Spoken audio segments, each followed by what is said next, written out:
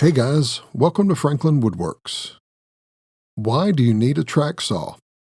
Well, it makes straight cuts foolproof. Simple circular saw guides leave the possibility of wandering offline or tilting the saw, both of which means a less than perfect cut. So what is out there? Well, there's the Festool track coming in at $355.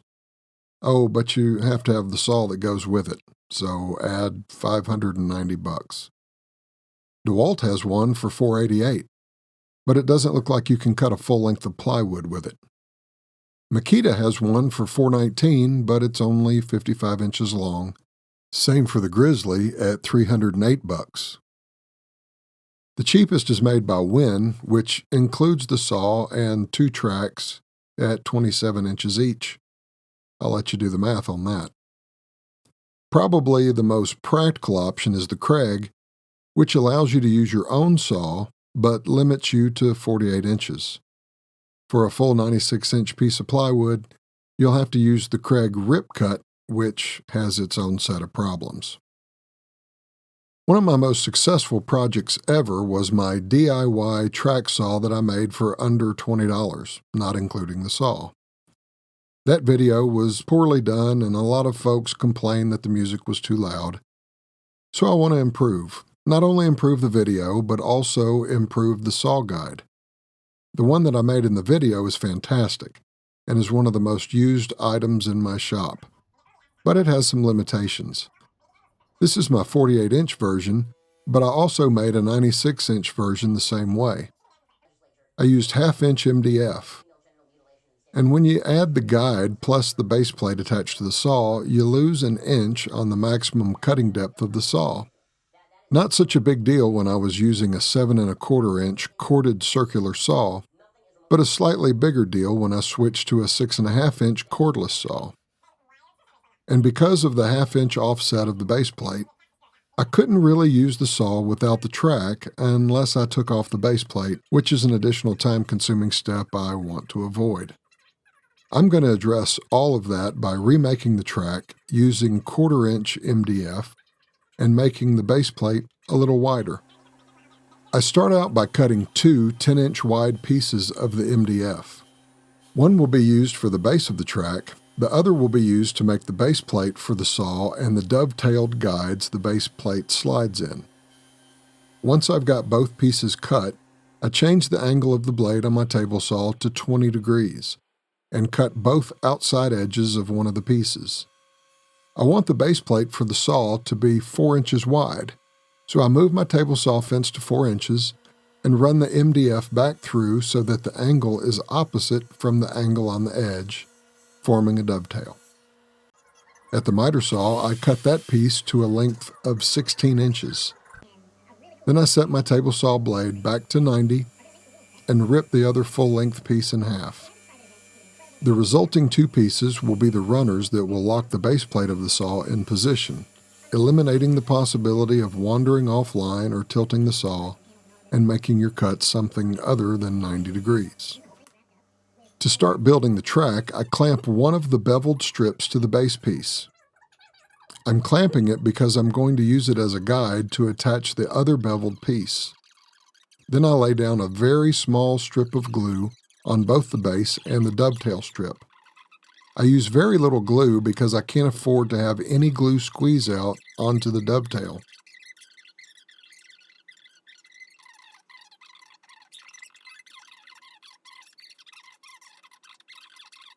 I tack the strip into place using the shortest pin nails I have, making sure the dovetail is oriented in the correct direction. Because the pin nails were a little too long, I cut the nails off on the backside using a grinder, making sure the surface is smooth. You don't want nails digging into your plywood and marring the surface. Then I repeat the same process for the other side of the dovetail, using the 16-inch base plate as a guide as I nail. And the grinder gets used again to clean things up.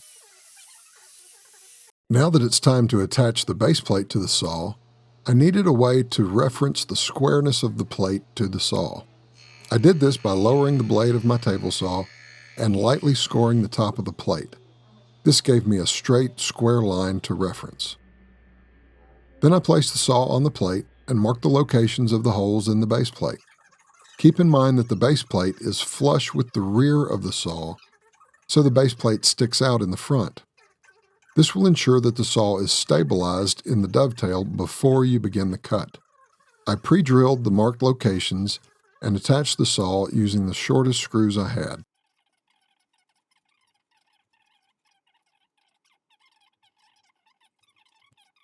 Keep in mind that you may have to add your own holes to the base plate. And I had to use the grinder again to make sure the screws were flush on the bottom. A little paste wax on the guide and the base plate of the saw protects the MDF from moisture and keeps things sliding smoothly. Now all I have to do is clamp down the guide and run the saw through it to create the zero clearance cut line.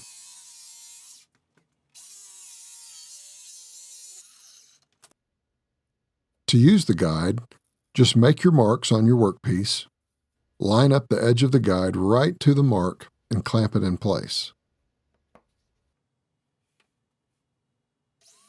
Did I improve the design? Maybe. One drawback that was immediately apparent was that the guide was pretty flexible. That means your workpiece will have to be well supported for the guide to work smoothly. I think maybe a good compromise would be to use 1/2 inch MDF for the base of the guide and a 1/4 inch MDF for the saw base plate and the dovetail guides. That way you get some added rigidity while the saw remains usable without the guide while the base plate is still attached. Anyway, I think the design is a good idea and you can choose your own materials. I just chose the cheapest I could find. With the amount of MDF I used, I got about $7 in this build. And the beauty of it is you can use whatever circular saw you have on hand. One thing's for sure, you don't need to spend $900 or more just to cut a straight line, or even $131 for that matter. If you feel so inclined, please give this video a thumbs up, and I'd appreciate it if you'd subscribe to my channel. I hope this gives you some ideas for your shop. Thanks for watching, and there you go.